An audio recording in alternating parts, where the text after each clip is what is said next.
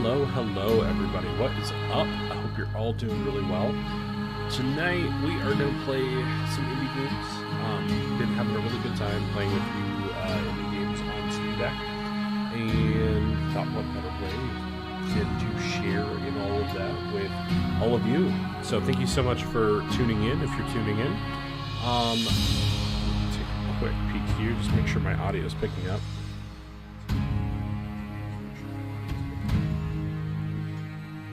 I might turn the game down just a hair.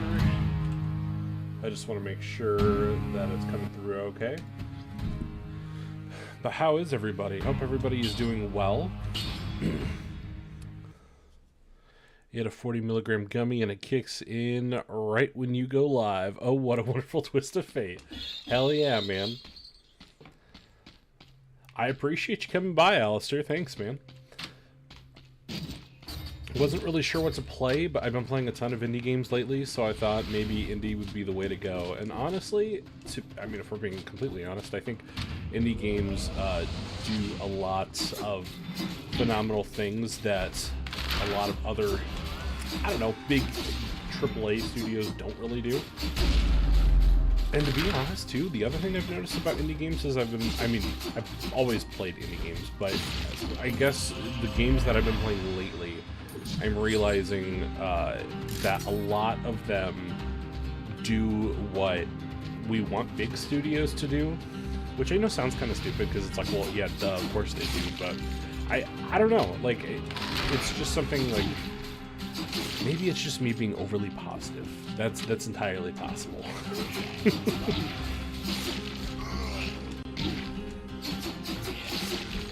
Also, I've just been wanting different types of gameplay as well, so I guess there is that.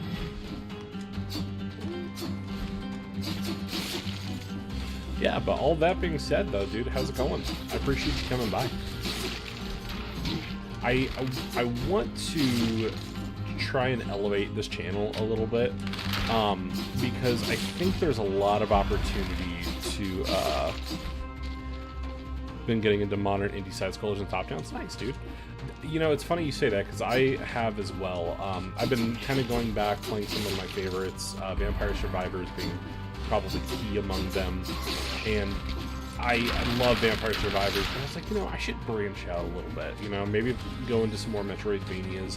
I really love Metroidvanias, but I don't play them very often these days, and it's not really for any specific reason, I guess. I think I just I've been catching up on my backlog, and I'm like, I really need to play more of this stuff. I'm good, 2 weeks left in the semester. Nice, dude. How long is it taking you, I suppose? I'm assuming you're on your way to getting into some sort of degree. Pretty awesome, by the way, that you're on your road to getting a degree. That's pretty sweet. Certainly doing better than me, I will give you that. Got my associates, now I'm doing my bachelor's program. Very nice, dude. I would like to at some point to consider going back, but it's not something that's really been in the cards for me.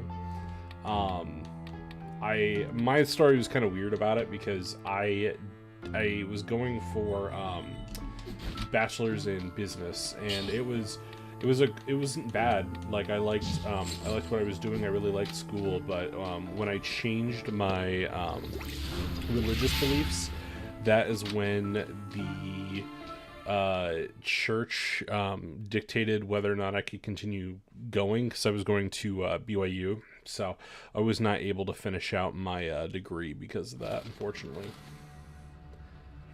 So, weird story. It's like most people, it's like, oh, you're drinking, you were partying, you got kicked out. It's like, well, I got kicked out for a very strange reason. What's up, TPG? Thanks for stopping by, man. Just wanted to do some streaming tonight. I figured we'd play some indie games. I've been playing a ton of them recently, and I really just need to... I think roguelikes in specific are one that, like, they really get me. Like, I haven't really enjoyed roguelikes a ton, I would say, until, like, the last couple of years, but they've been really enjoyable. It's never too late to go back. For real, I'm 26. I'm going to start going back at 24. I'm pretty old in my classes, but I want to do it. Yeah, Absolutely, man. I don't blame you at all. I mean, if you have the drive, I think it makes a ton of sense. And honestly, like, half the reason I would want to is just to have a specific, like, well, it looks really good on a resume, so there is that. But also just the whole idea of being able to say, hey man, like, look at what I was able to accomplish. Like, it does show a lot. So yeah, I can definitely see the value for you. In general though, dude, it's really awesome. Super stoked for you. TPG, what have you been up to? I can only imagine it's been Last of Us related. Deadlines have forced me to learn quick. Yeah, dude. Deadlines will get you. Like, being able to adapt is such a crucial skill, and you can learn it from a lot of different things. It just kind of depends. BT, what's up, man? I miss you, dog. How you been? I really appreciate you coming by, man.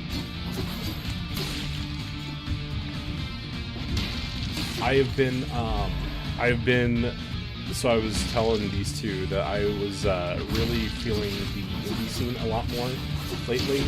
I don't know if maybe it's just that I don't really... It's not that I don't love, obviously, bigger games, but there's so many indie games I've just been really adoring lately. Still alive, trying my best to work on college. Yeah, dude, sounds like Alistair's doing the same thing, man. I don't blame you guys at all. You guys are going through it. You guys are doing awesome shit. So I can appreciate that. Oh, shit. Have you played Ori? Dude, Ori is fantastic. Ori is one of my favorite Metroidvanias. I really like Ori.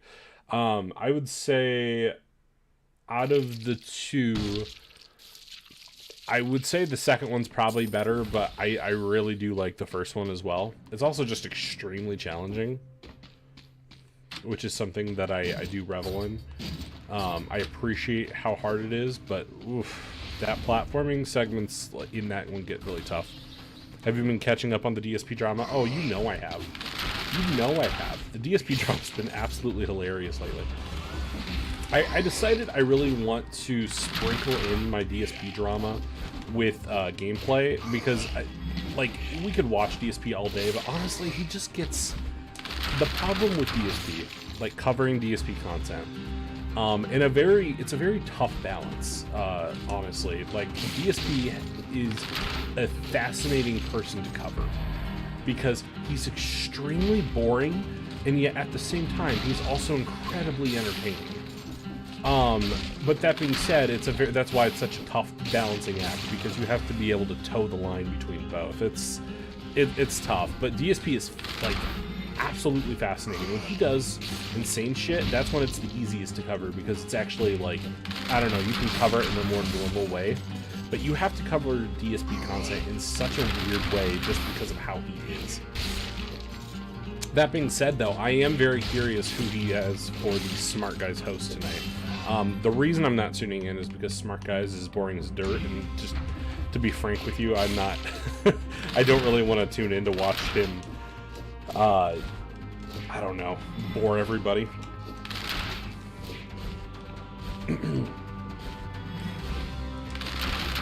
Wonder if research papers will use him in the future, as somehow can be so hated yet reckon.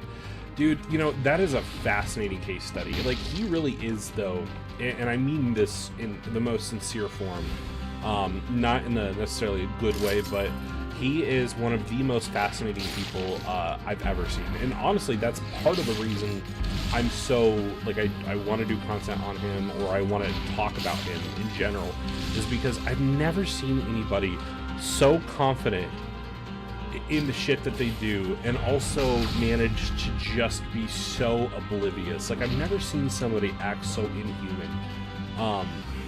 Like, the way he acts is just, it is baffling to me. And the way he begs, and it's just the type of stuff that you don't expect from literally anybody on this planet, let alone a guy that has been doing this for almost 20 years. Like, he should be so much better, honestly. Like, at the very least, he should be hitting, like, Boogie or Wings level, but it's like, no, he's just literally as bad as he's always been. which I think is one of the reasons why he's so interesting, honestly, because he's just like, it's funny because for him, he thinks it's like, oh, it's a mystique factor, and it's like, nah, dude, you're just weird. Like, people don't do what you do. It's like Mormons. People are weary but also fascinated by them. Yeah, well, as a former one, I can attest to that. Would you ever want to interview DSP?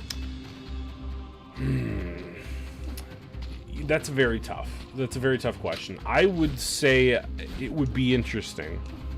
But the problem I think I would have is that the questions I would ask Phil would be so... they'd be point blank. And I don't think Phil would be receptive to that. Also, I don't really ever want to interview a lolcow again. Just because of the Cyrax thing. It's not that I think I would get a bunch of like pushback from people on interviewing Phil necessarily, because I mean the trolling community is extremely different in Phil's world versus Cyrax's world, and part of the reason is because Phil isn't the same type of scumbag, so there is that. But also I just don't know like what I could ask Phil that hasn't already been answered, you know? It's a very complicated answer, because on one hand it's very interesting to think about like what are things that I could get him to actually like answer to or talk about without him rage quitting. I guess, well, probably wouldn't be much of a rage quit as much of a rage quit when it comes to him, but yeah, it's a very nuanced question. I appreciate the question though. It's an interesting conundrum though, because I don't know what I could ask him that somebody else has not asked him, if that makes sense. I would say on one hand, like, oh, you know, you could talk about, like, you know, you could, what I would really want to do with Phil specifically is I would want him, I think I would really want to talk with him about his, I would really like to talk with him about, like, the things that are contradictory to him specifically. Like, Phil, why do you not realize what you say is a lie? Like, you always say you don't lie, right?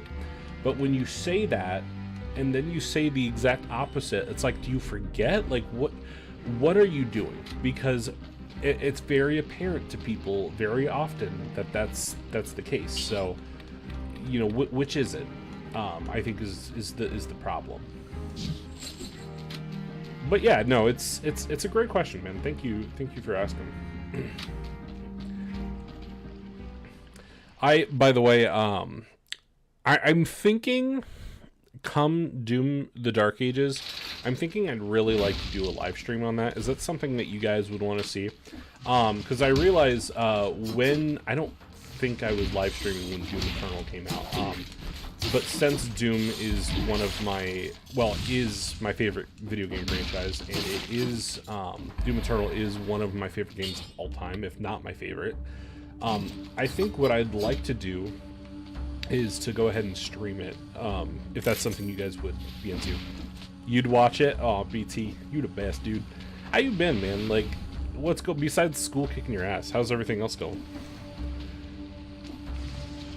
Also, I do appreciate you letting me know if you'd watch it or not. I'm thinking I would like to do that. I think it would be a lot of fun, honestly. Also, since getting into Doom as a franchise, I've watched significantly, or not watched, but listened to significantly more metal music, to the point where metal music is my primary, it is my primary music choice. So it is one of those very interesting things where, like, growing up, I never listened to metal at all. I would say, in fact, I was kind of, I don't want to say scared of metal because that makes me sound stupid, but it was like I was not on board with metal in the slightest, and now I am like the biggest metalhead. It's crazy. Started playing Monster Hunter Wilds lately. Unfortunately, just relapsed into Destiny 2. It's always the friend, man. The friend always brings you into Destiny 2. Yeah, I 100% know how that goes. I haven't played Destiny 2 in a minute. I assume it's probably the same as when I left it, honestly. Man, Destiny 2 is... that was like a different timeline for me, honestly. Like, I don't remember a lot of what I did in Destiny other than just stay in that snowy area and farm a ton of like battles there. I would watch Doom playthrough. Hell yeah, man. I'm thinking that's what we're gonna do then. Bungie just sucks. Yeah, Bungie kind of does, dude. Nah, it got worse. The new content is fine. Yeah, Bungie just, they do the weirdest shit, man. Like, as somebody who used to really love Halo, I'm just so disenfranchised with Bungie, and I feel awful for saying that, but like, it's just, we're on a whole new spectrum with them, really. This is interesting. And I can't pick that? Oh yeah, okay, I can't. So I would have to do this. Okay. Yeah, I'm really thinking, yeah, Marathon is Concord 2.0. Dude, I'm not gonna lie. I watched the Marathon thing, and as somebody who's put a ludicrous amount of time into Destiny and used to be a huge Halo fan, I can confidently say I just don't give two shits about Marathon. Like, it looks really rough. It's not something that I'm remotely interested in. And saying that as somebody who's put so much time into Bungie games, that hurts me, but I'm like, dude, I just don't care, honestly. I really don't. It just looks so not... It's just so uninteresting, honestly. One thing I am thinking, though, I'm thinking I'd like to start doing the rewards on the channel. So, like, not to go the whole DSP route here, but considering that I'll have a little bit more time to probably do some live streams coming up, I was thinking maybe one thing we could do is like giveaways. I would like to maybe consider start doing giveaways again. Now the thing with that would be is I would need to probably hit a certain goal to be able to sustain that. And again, this is where I don't want to go into the whole build territory, but I don't know what like a normal live stream goal is, but I'm willing to kind of make goals a part of the channel if you guys are interested in that. If you want to do like game giveaways, we could do like, well, if I hit 50 bucks at any point, and of course I don't do the Phil thing where it's like, oh, how does Phil do it? Doesn't he do like daily? Yeah, he does it daily. No, it would just be like all inclusive. Like, okay, well, we're this far to a giveaway, etc. That way, it's also just giving back too, because I think that'd be kind of cool. By the way, that is not a call to action. Just to be frank, I'm just talking out loud, just trying to get ideas of something that we could do later down the line that I think would be kind of fun.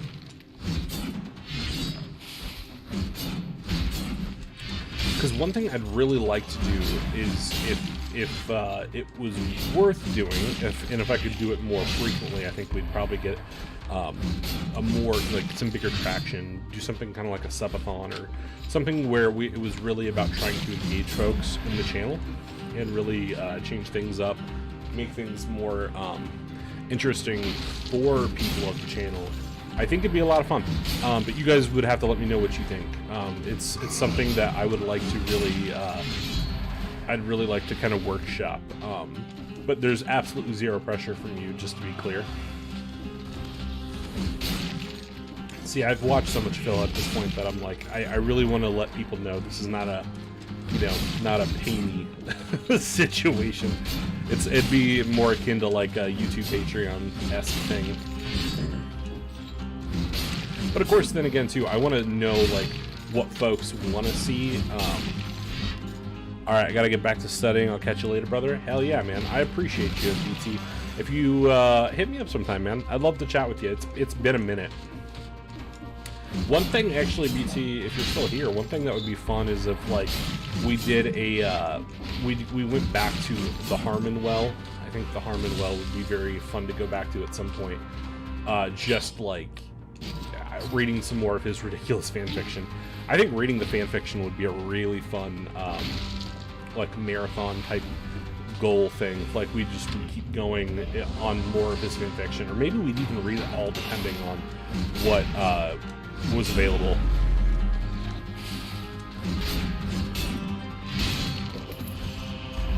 But totally dependent. Either way, though, super interesting ideas. In general, though, how I'm thinking we might do a Doom live stream. I think that'll be really fun. I need to see how it's gonna run on my PC, because I'm thinking I want to get it on PC. I think that's my general thought, is that I'll get it on PC, but I don't know how it's going to run on a 3060. I think it'll run reasonably well. I don't see any reason why it wouldn't run great on a 3060, since the minimum is, what's the minimum, like 280 or 2080, I mean.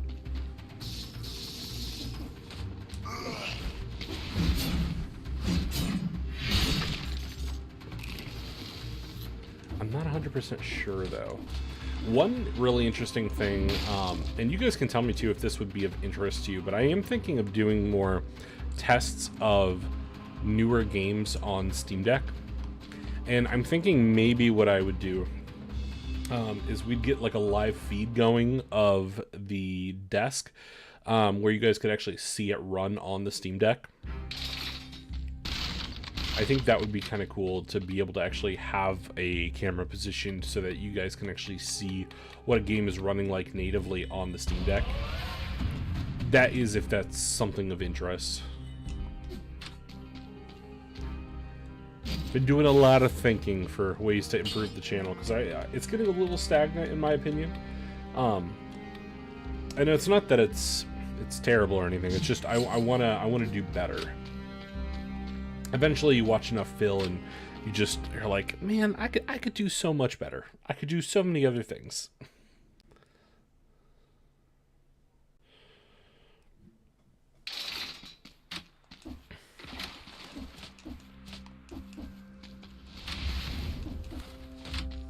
One thing that really surprised me is that Phil didn't touch on the Carl Jobst, what was it, that case that was won by the Donkey Kong guy.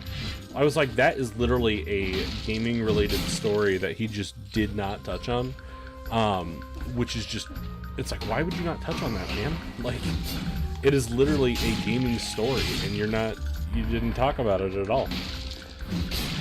I need to look more into that story though, because that was a really interesting, like, thing. Basically, if memory serves correctly, I believe what happened was that the guy that what's his name?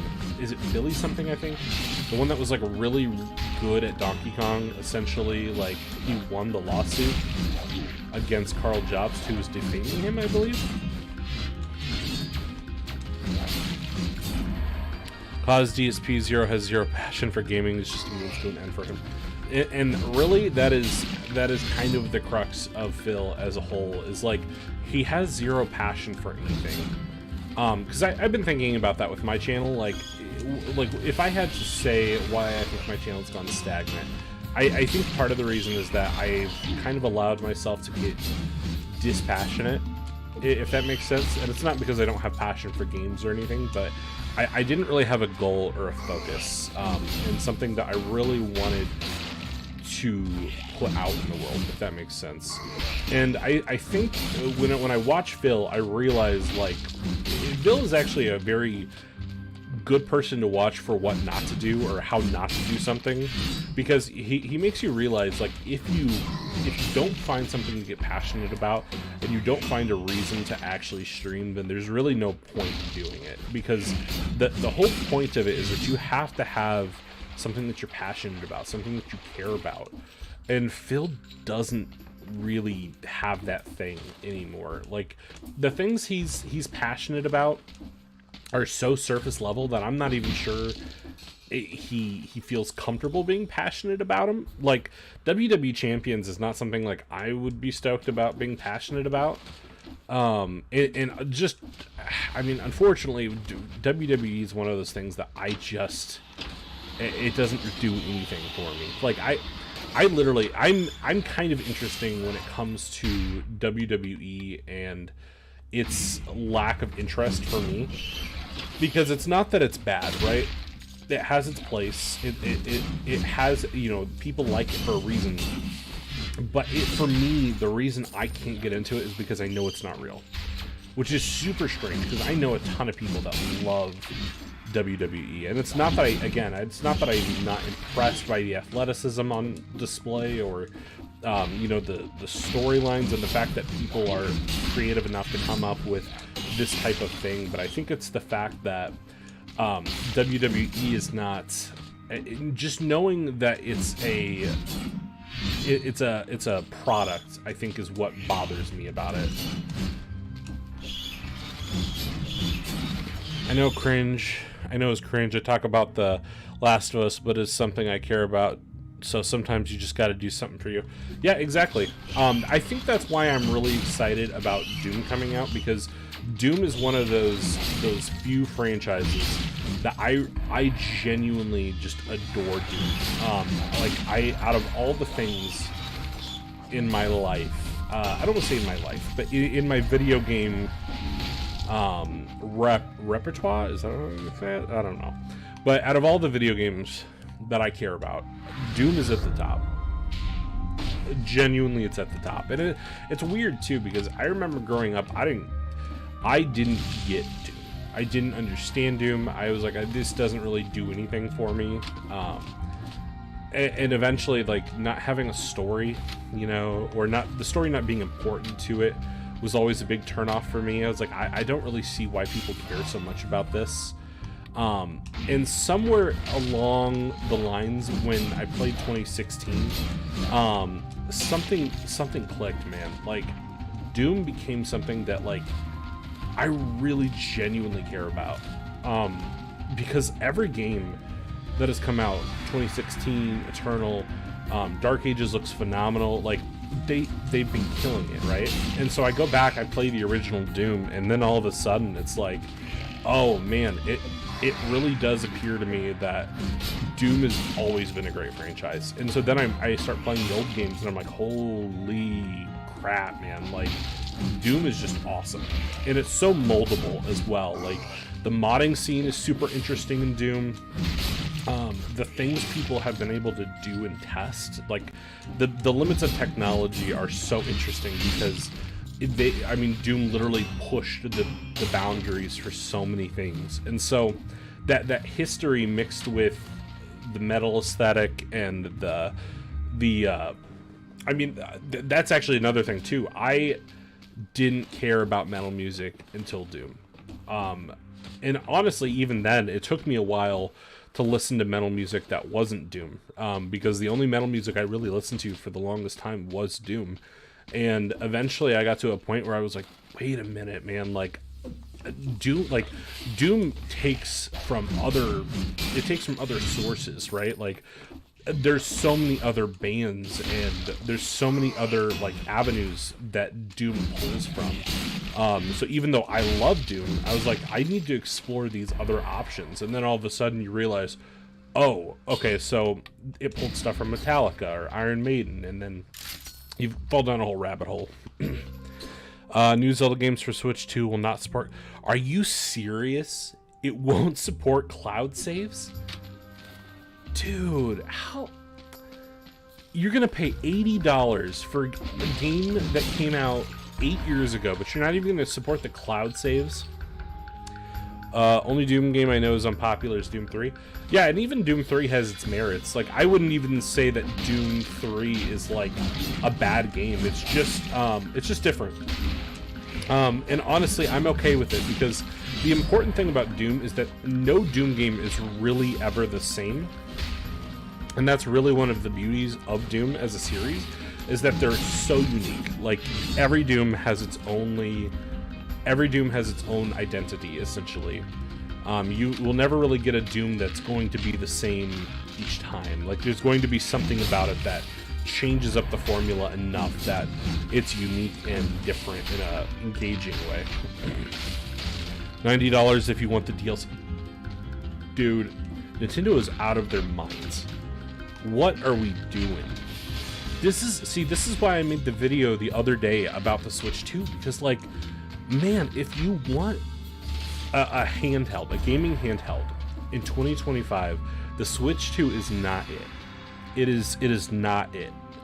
And it's because of practices like that, charging people, first of all, charging people for an old game, charging it more for an old game is ridiculous. Like, that's literally charging inflation on a game that is 8 years old. Like, that is ridiculous.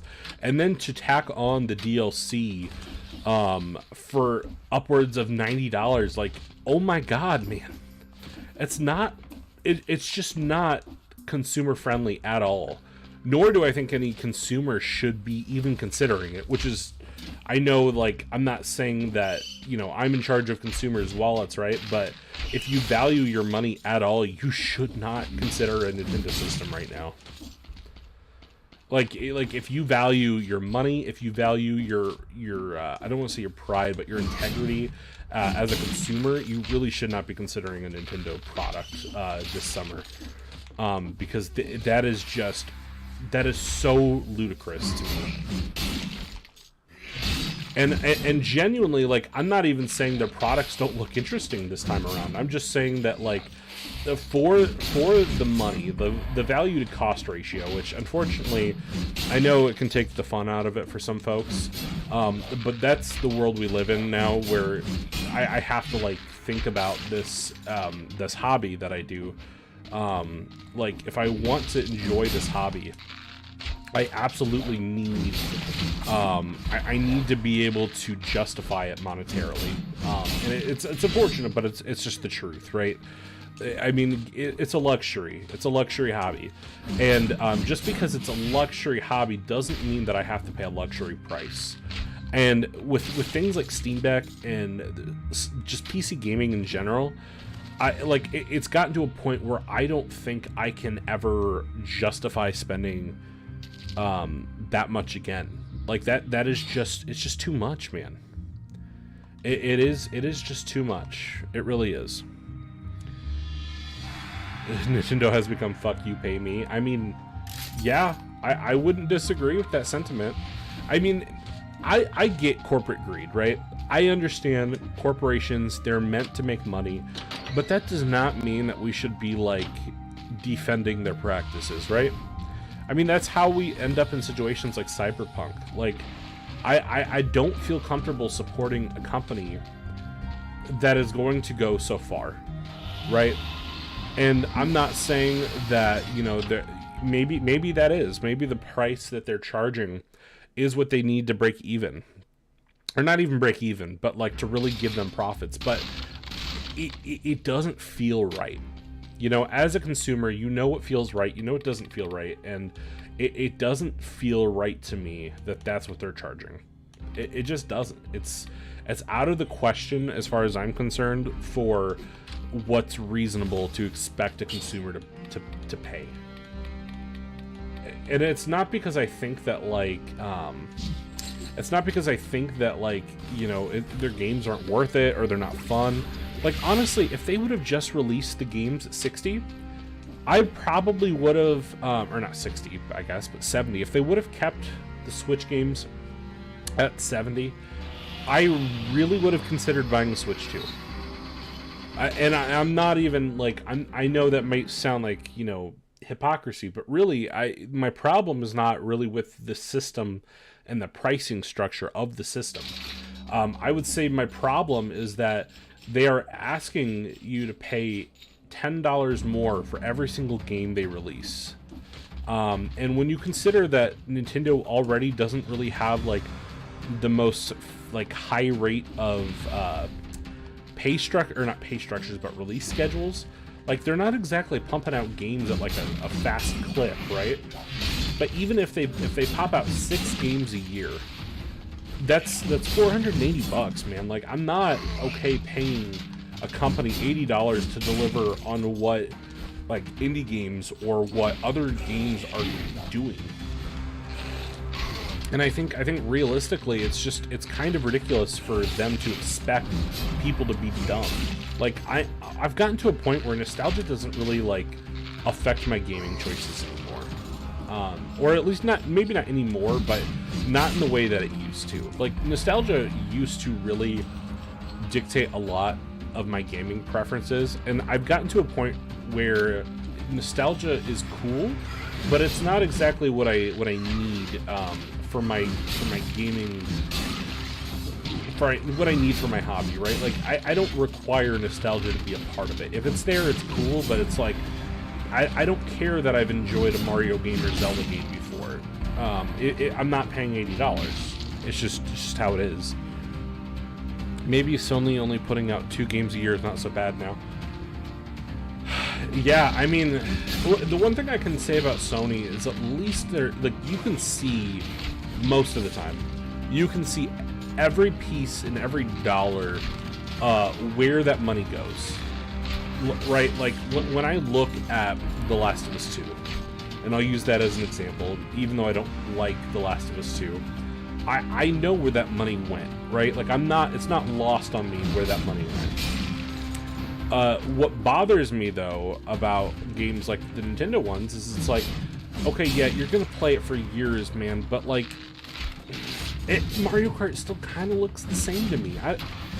I'm not paying $80 for Mario Kart, right? Like, the other problem too is it's like, first of all, I've played a Mario Kart game before. We've all played a Mario Kart game before, and just because you're going open world with it doesn't mean it's automatically. Oh, I was like, please tell me that did not end my run. Just because I've played a Mario Kart before and I'm nostalgic for Mario Kart doesn't mean that I'm going to immediately open up my wallet and be like, oh, sweet, Mario Kart. Like, that's not how I am as a consumer anymore. And I really feel like that's kind of what Nintendo is banking on. Is like, they're like, oh, well, you remember this thing, right? So pay me this, and it's still going to be a cool product, I'm sure.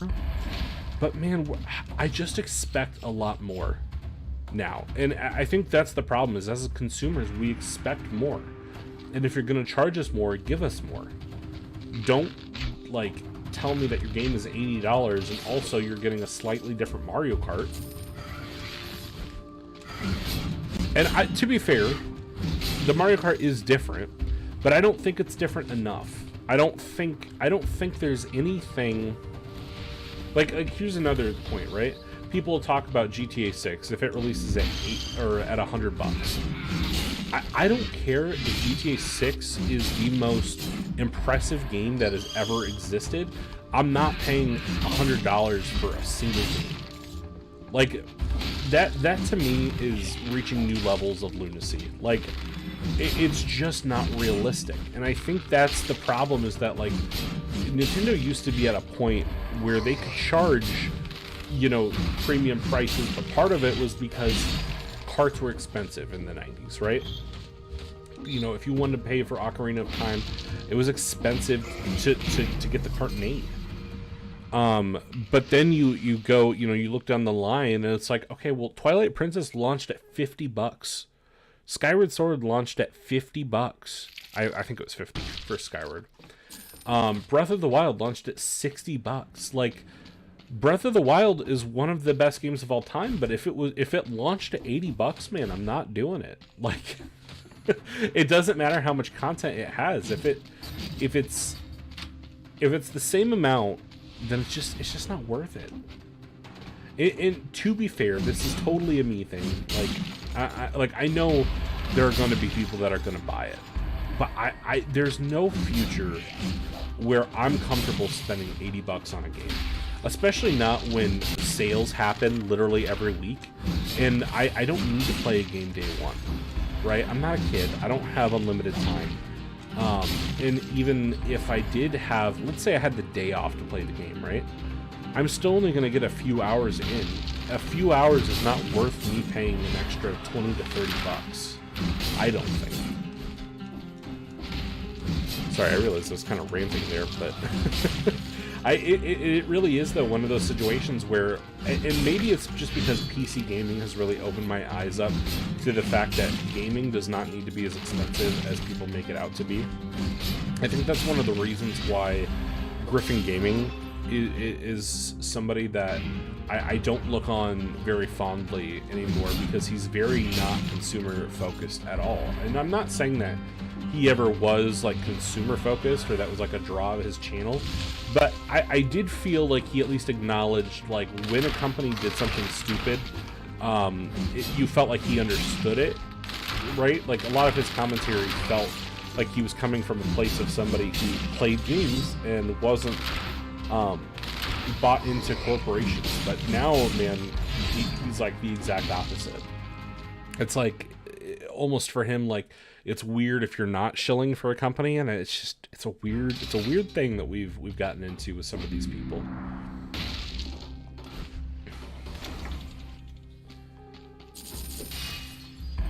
Really covering the gamut of topics, man.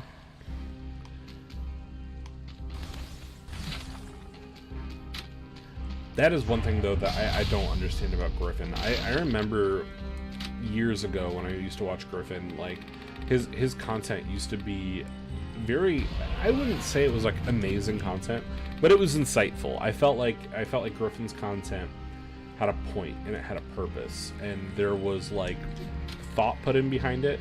And now we're kind of at the point where, like, Griffin's content is literally like bottom of the barrel. He's literally gotten so many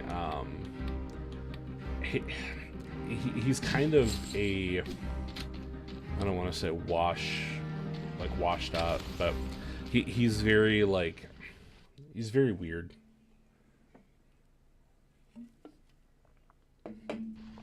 He's very much about the money, to a point where it's like kind of insulting.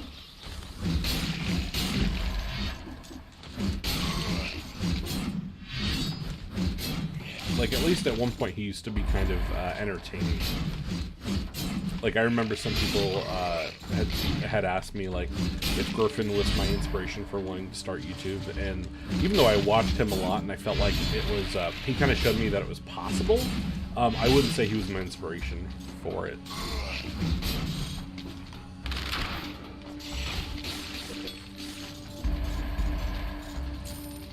I'm curious, though, TPG, like, and Alistair, what made you guys want to start YouTube? Like, what was your big thing that made you guys want to start YouTube? I'm curious. Because, like, for me, I think it was just it was seeing, like, probably, I don't want to say gaming journalism, but I think gaming journalism was probably a lot of that for me. And I don't necessarily mean IGN, but folks like IGN or Nintendo World Report, or, you know, places that were really focused on wanting to cover gaming as a topic in a legitimate industry.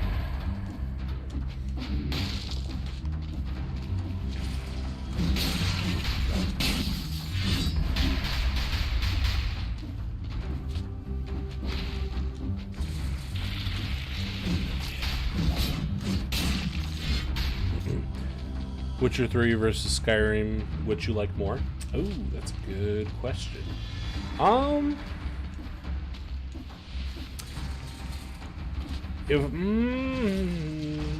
would say Witcher 3 I like more, but I would say I'm more nostalgic for Skyrim. Partially because Skyrim was the first RPG I've ever played. I don't believe I played an RPG before Skyrim, which is kind of crazy because, like, at my age, I really should have played a RPG before Skyrim, but I don't think I ever had, outside of Final Fantasy, maybe. I certainly had never played a Western RPG until Skyrim. But yeah, I think Witcher 3 is a better game overall. I think Witcher 3 is just, I think it knows what it's doing, and it executes it much better than Skyrim. But more specifically, I think it's more engaging than Skyrim. The story is just much better told.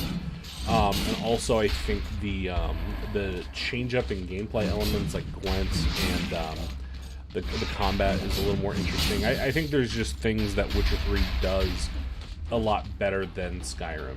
And honestly, too, I don't think The Witcher's combat is that bad. I know a lot of people, that's like one of their big hang-ups with The Witcher 3. I really think The Witcher 3's combat is actually really good.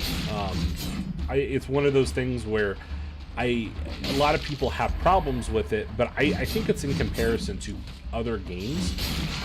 Because, like, if you play Skyrim, Skyrim's combat is not that great.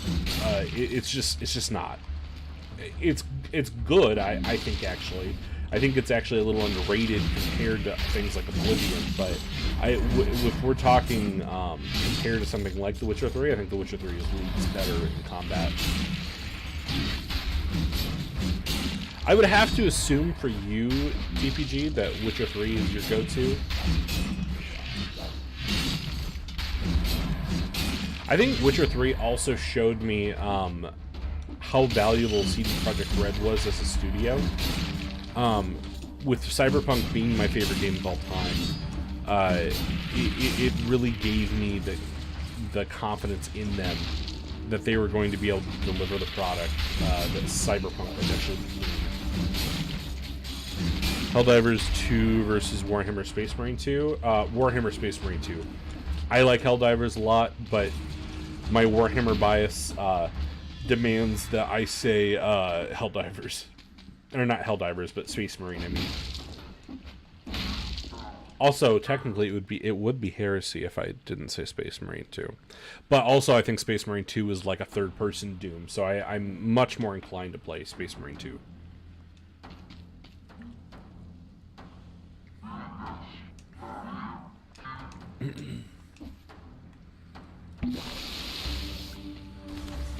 Also, I like Helldivers, but I don't know if I would say that I am as in love with it as everybody else is. And it's not because it's bad. It really isn't. Like, I think Helldivers is awesome.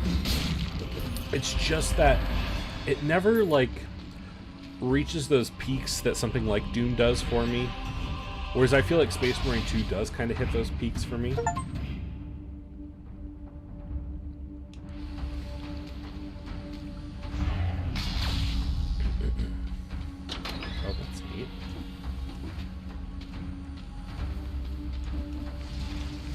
I wondered when I would unlock that.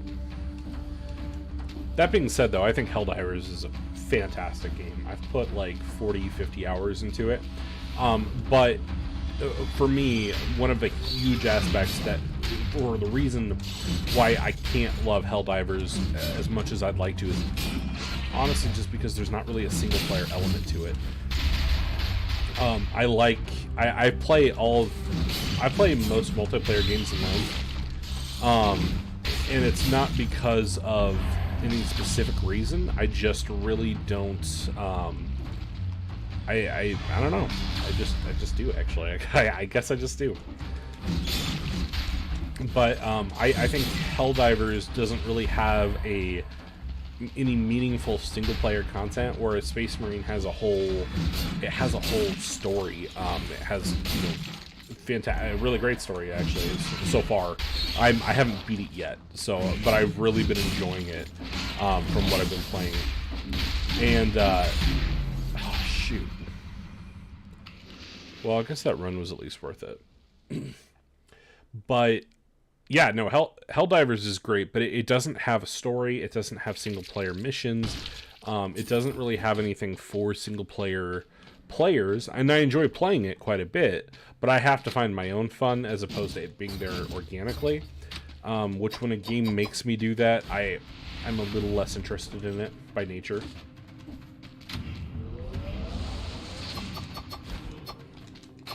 Perfect example, though, like why I like Space Marine 2 is because, yeah, it has multiplayer, which means the game has legs, but it also means, like, if I can play the game on a disc, and there's something for me to do that is offline, then that immediately gives it more meaningful things for me to do. Would you ever stream Baldur's Gate 3? Yeah, I would actually. I would very much like to stream Baldur's Gate 3. I would almost like to. I don't want to start it over because I'm where I'm at in the story. It would not be a good thing for me to start it over, but it's been a minute since I played it, and I would very much like to go back to it. Baldur's Gate 3 is phenomenal. That is a game that I knew I would enjoy, but I did not know to what extent I would enjoy it. Oh, that's cool. I didn't know they had a crossplay. That would be fun. I don't actually know how the multiplayer works on it. I'm sure it's simple and I'm overthinking it, but like my immediate thought was, oh, isn't that kind of a weird game to play multiplayer? But then I realized it would work the same way as like a D&D campaign, so I was like, okay, that makes more sense why it would be like that. But yeah, I love Baldur's Gate 3. I feel really bad because I haven't beat it yet, but it's one of those ones where I want to beat it, but I got pulled away, something else came out, and you know, the backlog grows ever stronger now because of that.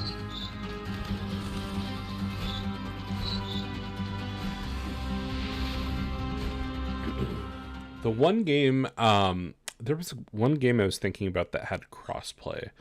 Oh, I got not Space Marine. Warhammer Darktide. I was very interested in, and it finally got a patch for PC, I believe. And so I was like, you know, I think it's time that I really give that a good shot, because I like Vermintide a lot, and I really wanted to give that a go. What is your favorite class minus Paladin? Nice. Paladin's a good class. Shadowheart, I think, is kind of rocking my Paladin. She's kind of holding up the Paladin end for me. I want to say my class... what did I go with? Because I don't think it wasn't a mage, but it was kind of like a mage.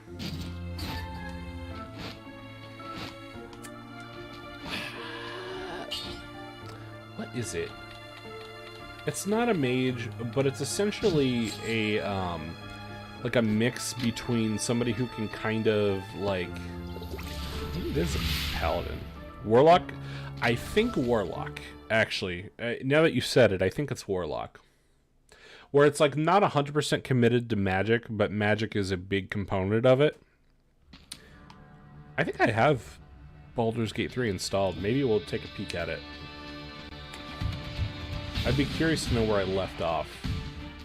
You know what's sad too is I think I left off at a pretty important story part, which kind of makes me more pissed that I that I stopped it. Oh, you know what? I think I remember why I stopped it. I think I bought my PS5 right at the time. Right, like I think I had bought my PS5. And I was like, oh, okay, well, now I'm going to play Gran Turismo. And then I played a ton of Gran Turismo, and I never got a chance to go back to Baldur's Gate. And again, that's not because I don't like it, because honestly, Baldur's Gate is probably more fun than actual D&D for me. Well, maybe not more fun, but it's certainly what I love about D&D.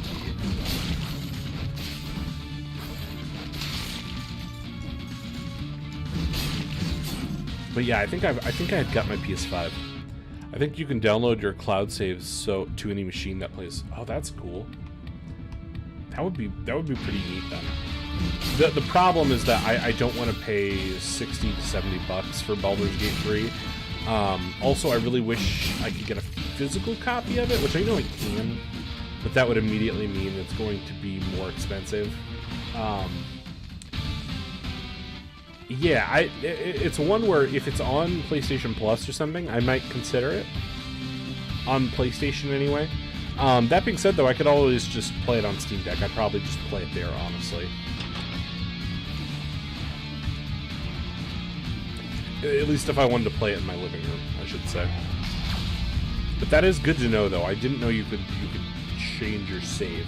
That's really a CD Projekt Red move, then, that they pulled on that, which I can appreciate. Which honestly, that's what I wish every game would do. And I know I'm sure it's expensive and it's hard to do that, and I'm sure that's why more companies don't do it. But for RPGs, I really wish more companies would do it, because it would legitimately change the way I think about playing games, right? Who did I romance? Shadowheart all the way. Love Shadowheart. Shadowheart's awesome. Yeah, Shadowheart. When I replay it, because I figure at some point I'll probably replay it, I would like to go. I'm torn between Karlach and Asterion, because I really do like both. I'm also kind of interested in seeing what Gale has to offer, but frankly, to be fair, I think I might have accidentally hinted at Gale a little bit, which is funny because I certainly didn't need to do that, but I was like, oh, I need to talk to Gale, and then I think it kind of did that. So, but I really would like to maybe try Karlach. I think that would be a cool option. That or Asterion. The other problem too is I need to I'm really bad at gaining Asterion's favor. I know, dude. Karlach is great. She's literally Karlach is one of the best characters. I just think her character is so interesting. Also, her design is awesome as well.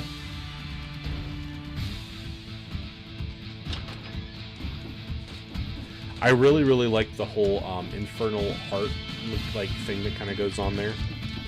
And I like that you can kind of change their classes up as well. But honestly, she fits so well for a barbarian. I don't think I'd ever change her. She already comes built in with so many good options as a barbarian. Same with Asterion, honestly. He's the type of guy where it's it's built into his character for how much of a rogue he is, that I don't know that I can see myself wanting to change it up too much.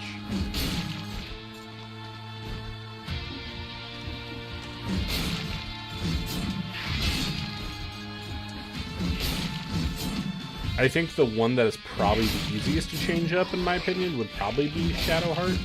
But even then, though, I don't really to be fair, I guess on my first playthrough, my goal is to basically play it how they would have you play it, if that makes sense. How most people would play it, I guess, would be the right thing.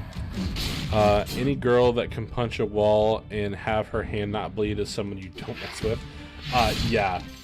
It's really great. She got me out of a couple of really good situations as well. I really enjoyed, I just really enjoyed her interactions as well.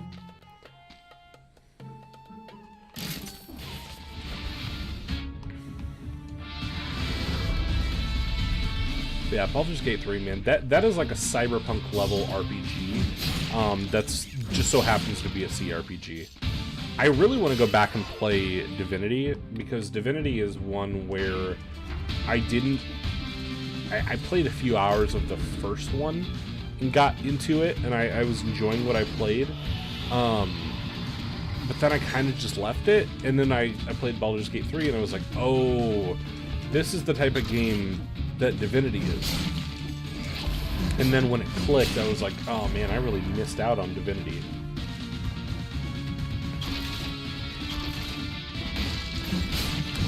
When do you think we will see Cyberpunk 2? 2030. If I'm being realistic, I really think we're probably going to get it like 2030. My hope would be like 2029, but considering Witcher 4, I think we'll probably get Witcher 2028 and Cyberpunk 2030, 2031 maybe. But honestly though, what I really wish they would do with Cyberpunk, I wish they would do spin-offs. Which might sound like heresy, but like, man, it would be such a good, franchise for spin-offs. Like the spin-offs you could do in Cyberpunk would be fantastic. Like having something like maybe a demaster of sorts, I think would be really, really neat. Cyberpunk, again, is my favorite game of all time.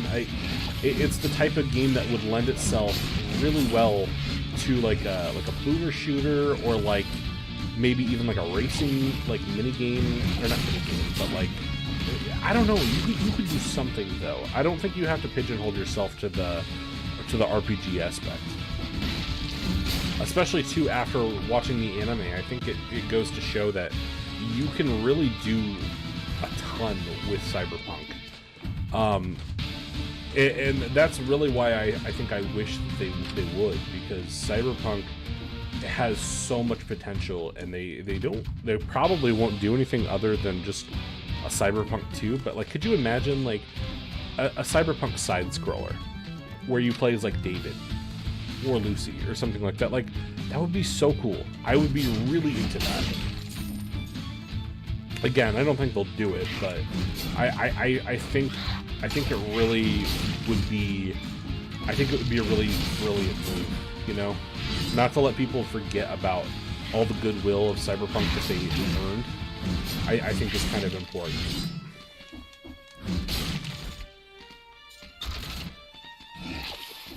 Have you seen the trailer for 20 Years Later? I have not yet.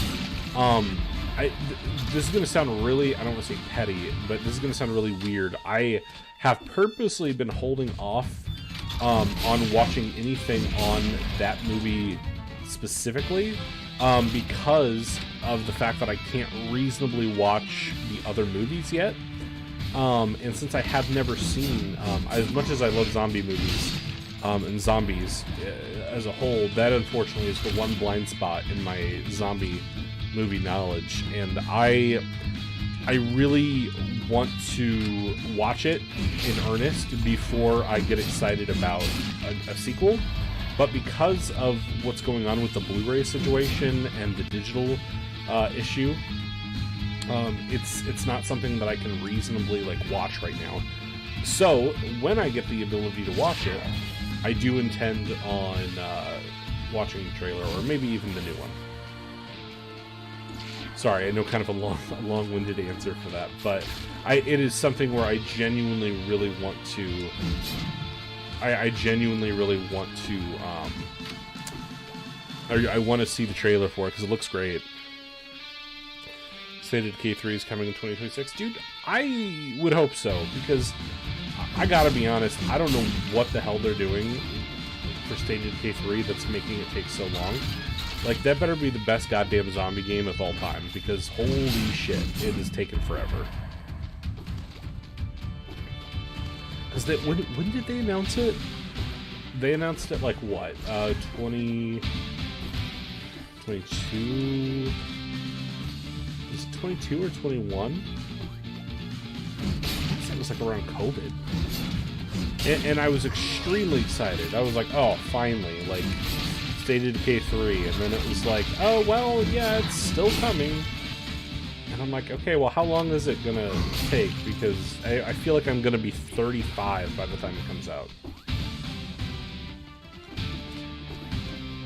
Nothing will top The Last of Us Part 2 as far as zombie games go.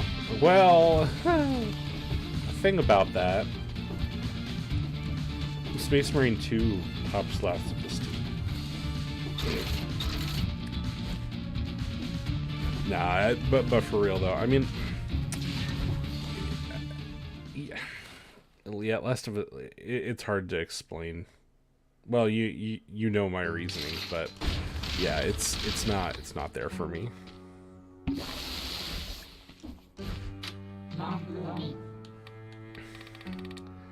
Last of Us just ain't doing it these days for me anymore. Wish I could say so. It's a no-go for me.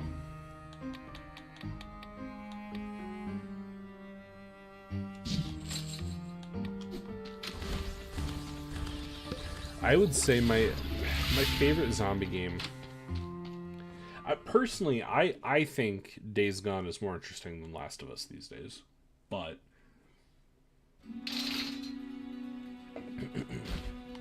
it's not so much anything Days Gone did specifically as much as it is just the fact that it exists the way it does. Because we just don't get open world zombie games. Like, it's really weird to me that two of the most popular things that would be a no-brainer are just, like, non-existent.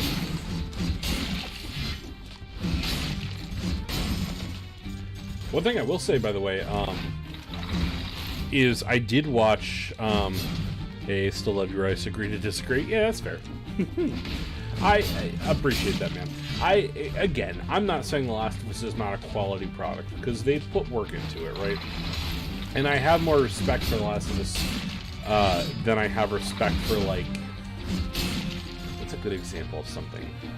I don't know, maybe like a Dead Island or something. Not to throw shame on Dead Island, but like, in the world of zombie games, I would say The Last of Us is probably still better than certain lower bottom of the barrel types, if that makes sense.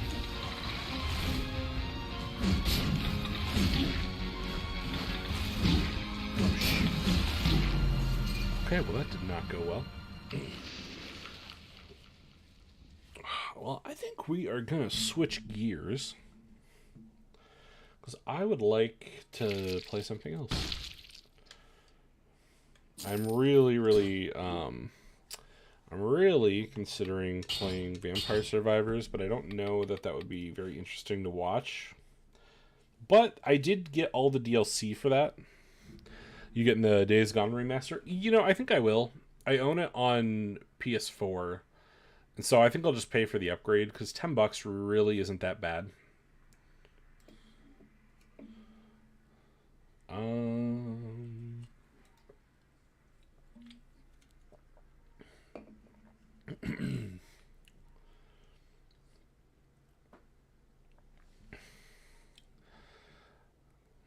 Oh boy. I mean, I can. Oh, no, I can't actually, because it needs to, I went to big picture mode. Okay.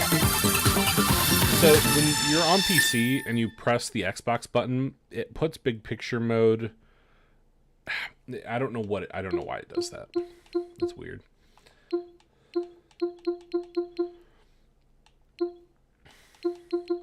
Let me see what I have installed real quick. Okay, so we could go a couple different routes.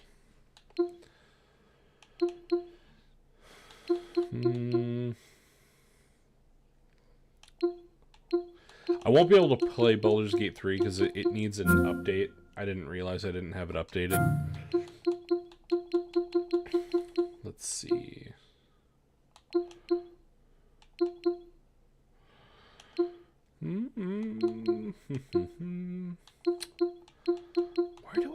Where do I go from here? Okay, this is a no play. I can't play that on stream.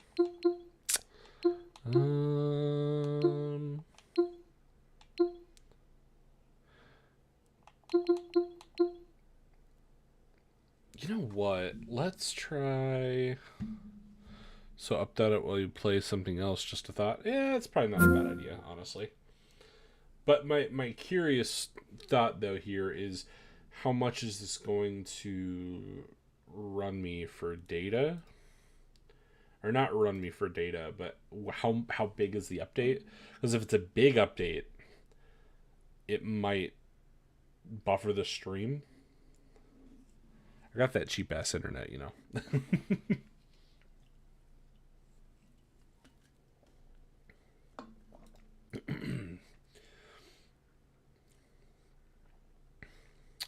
Okay, well, let me go back here.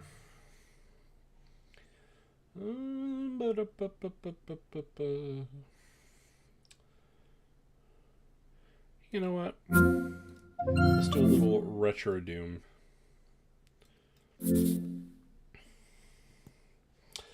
I love me some retro Doom. Let's just go retro Doom.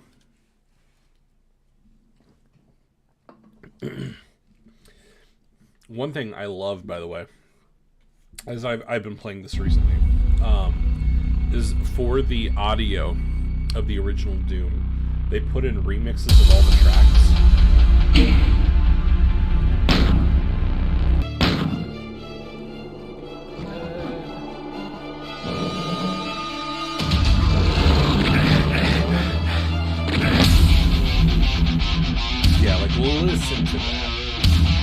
so good, man. So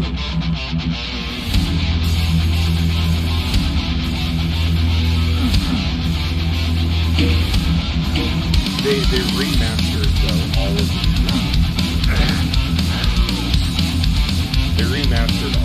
tracks to be like a live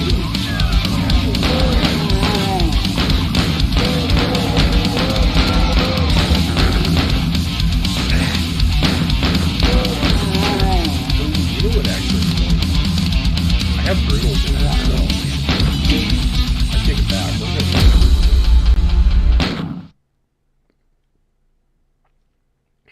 Brutal Doom is so cool. I love Brutal Doom. Brutal Doom also was not the prototype, but it was what they wanted for Doom 2016 to be.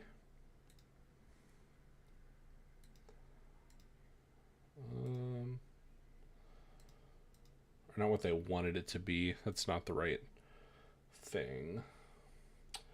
Okay, real quick. Whoops. Oh, shoot. Hold on. You hear Elder Scrolls 4 is getting a remaster? I did. I am excited about that because I've never played Oblivion. It's one that I've always meant to play, but I've never actually played it. It legitimately though looks like it should be really good. And I have interest in playing it. I don't know if I will though. It honestly, for as sad as this might sound, it kind of depends on what they price it at.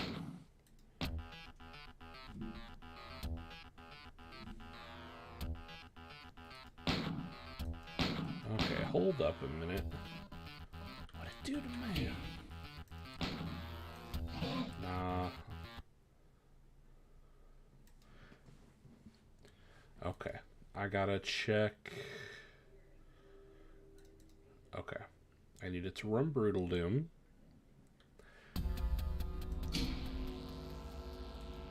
Brutal Doom options. Okay, there we go.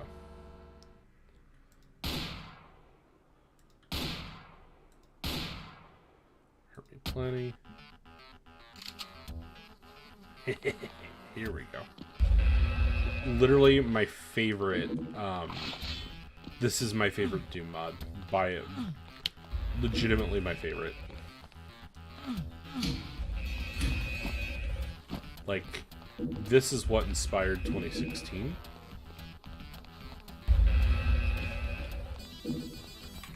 Okay, one thing though, I do need to set. We should be running always. How do I switch that on this?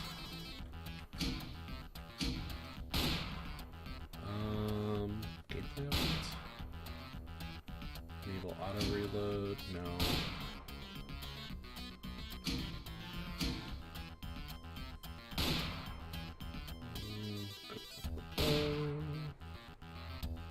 I should be able to just toggle it. Unload gun. No.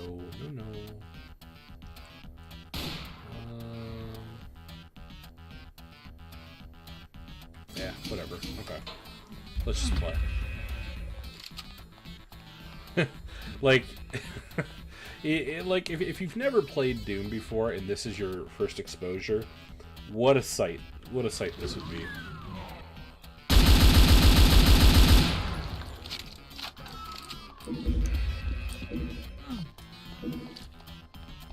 I also think it's weird that they, like, all of the realistic stuff they put in here as well.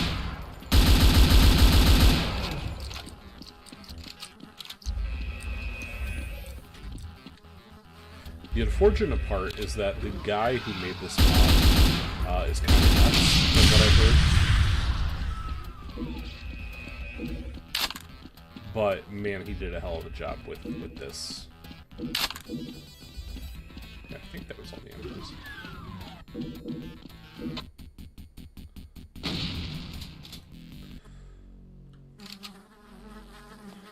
Now Now the thing though is I can't.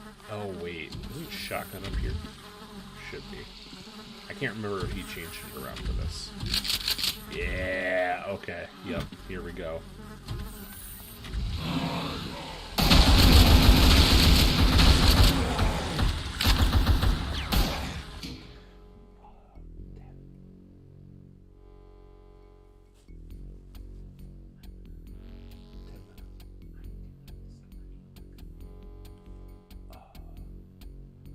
Sorry guys, hold on.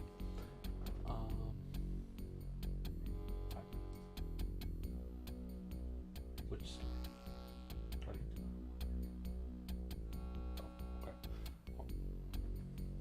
Alright guys, I am going to end the stream a little early.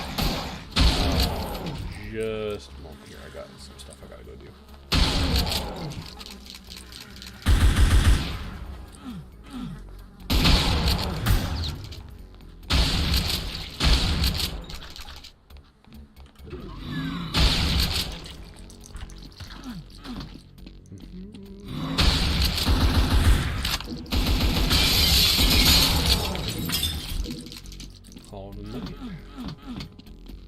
I appreciate y'all though for sticking around. I'll be trying to do a little bit more options for streams in the future as far as like changing stuff up. I will try to do it when I'm playing for that stuff.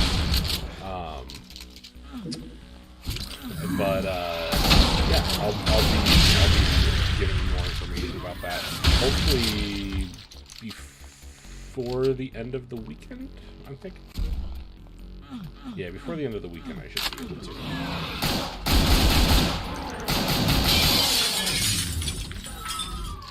Oh, what's up, man? Hey, so sorry. I am going to be cutting the string here in the next couple minutes. But I really appreciate you stopping by, man. I'm probably going to be streaming this weekend. I'm probably going to be streaming this weekend as well. So look forward to that. But oh, you got a new job. Awesome, dude. Super, super proud of you, man. I remember we were talking about that. So I'm glad to hear it. I'm going to be ending the stream here, but I really appreciate you stopping by, man. I'll have to talk to you about that too a little bit more. So I will talk with you guys later, but I'll be letting you guys know what the plan is for the future for streaming. So we'll go from there. See you later, folks. Thanks for joining the stream.